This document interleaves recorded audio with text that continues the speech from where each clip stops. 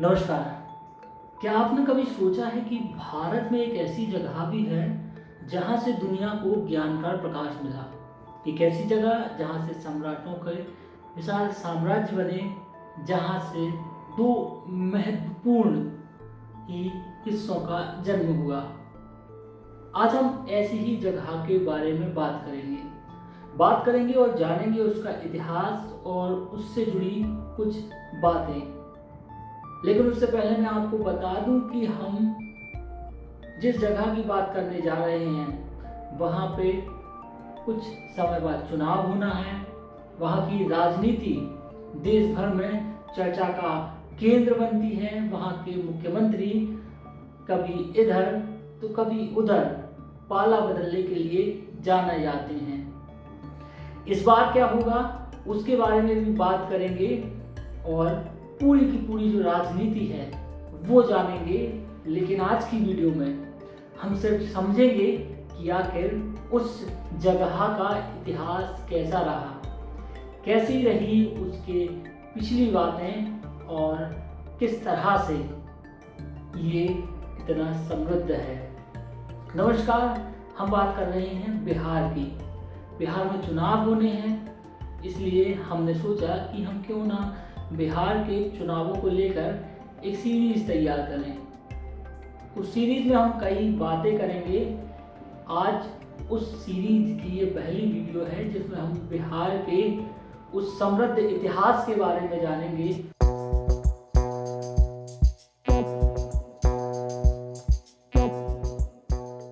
हम बिहार के गौरवशाली इतिहास की यात्रा पर निकल रहे हैं, जहां हर कोने में इतिहास सांस लेता है, हर कण में संस्कृति धड़कती है।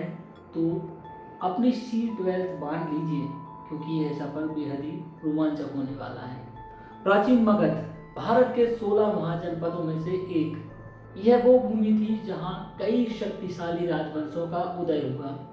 सोचिए, जहां आज आप खड़े हैं, कभी वहीं से चंद्रगुप्त मौर्य ने भारत के सबसे बड़े साम्राज्यों में से एक की नींव रखी थी। ये वही जगह है जहां महान कूटनीतिज्ञ चाणक्य ने अर्थशास्त्र जैसा कालजयी ग्रंथ लिखा।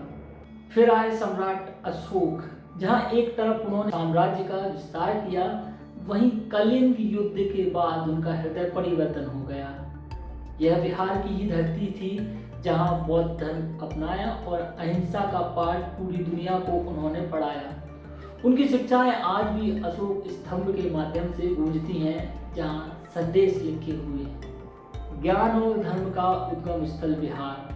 केवल साम्राज्यों की भूमि कहना अधूरी बात होगी। यह वह पवित्र स्थान है जहां पर राजकुमार सिद्धार्थ को बोधगया में ज्ञान प्राप्त हुआ और वे भगवान बुद्ध कहलाए। इतना ही नहीं, जैन धर्म के 24वें और अंतिम तीर्थंकर का जन्म भी बिहार के वैशाली में ही हुआ था। ये वही भूमि है जहां उन्होंने अपने जीवन का बड़ा हिस्सा बिताया और जहां से उन्होंने अहिंसा और अनेकांतवाद के सिद्धांतों का प्रचार किया। नालंदा को कैसे भूल सकते हैं। नालंदा दुनिया का पहला आवासीय विश्वविद्यालय था, जहां पर चीन, कोरिया, जापान और इंडोनेशिया जैसे दूर दूर के देशों से छात्र भारत में पढ़ने के लिए आते थे। कल्पना कीजिए, जहां आज खंडर है वो एक समय ज्ञान की रोशनी से पूरे विश्व को रोशन करता था। खगोल, दर्शन, विज्ञान, गणितज्ञ, इन सभी पर गहन शोध होता था। दूर दूर से लोग यहाँ पर आते थे। बिहार का इतिहास जितना गौरवशाली है उतनी ही जीवंत है संस्कृति। विविध है, जहाँ एक ओर हमें प्राचीन काल के अवशेष मिलते हैं, वहीं दूसरी ओर यहाँ की लोक कलाएं और परंपरा भी आज जीवित हैं। देखिए, यह है विश्व प्रसिद्ध मधुबनी पेंटिंग, जहाँ रंगों और आकृतियों के माध्यम से कहानियां कही जाती हैं। और त्योहारों की बात करें तो छठ पूजा बिहार की सबसे प्रसिद्ध, सबसे बड़ा और पवित्र पर्व है। ये वो समय होता है जहाँ सूर्य देव और छठी मैया की लोग आराधना करते हैं, जहाँ आस्था और भक्ति का अद्भुत संगम देखने को मिलता है। कभी आप देखेंगे हर ओर लोकगीतों की धुनी सुनाई देती है और पूरा माहौल भक्तिमय हो जाता है।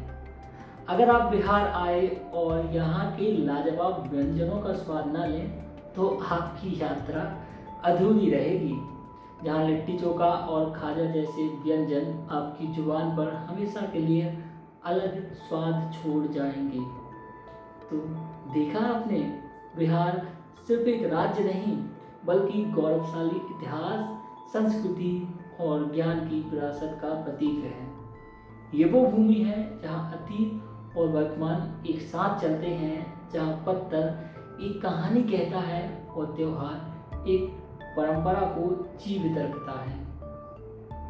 हम उम्मीद करते हैं कि इस वीडियो ने आपको बिहार की अदम्य भावना और उस अविश्वसनीय विरासत को समझने की मदद की। आपको बिहार का कौन सा पहलू सबसे ज़्यादा पसंद आया, नीचे हमें कमेंट बॉक्स में बताएं। ये तो हमने सिर्फ एक जानकारी के हिसाब से बिहार के लिए वीडियो बनाई थी। अगर आप जानना चाहते हैं, अगर आप रुचि रखते हैं तो इनमें से किसी एक मुद्दे को कमेंट बॉक्स में लिखें और बताएं कि हम इस पर विस्तृत वीडियो चाहते हैं, तो हम वो भी बनाएंगे। और ये जो प्लेलिस्ट हमारे बनाने का उद्देश्य है उसमें हम कोशिश करेंगे कि जो बिहार की पूरी कहानियाँ हैं उन्हीं को बताएं। राजनीतिक किस्सों के साथ साथ वहाँ की संस्कृति, वहाँ की खूबियाँ और कमियाँ भी हम आपके सामने लाएंगे, क्योंकि हम सवाल पूछते हैं। सवाल प्रयास रहता है कि उन लोगों से पूछें जो बिहार के जिम्मेदार हैं। चलिए, तो अभी की वीडियो में सिर्फ इतना ही। अगली वीडियो में कुछ और नया लेकर हम हाजिर होंगे।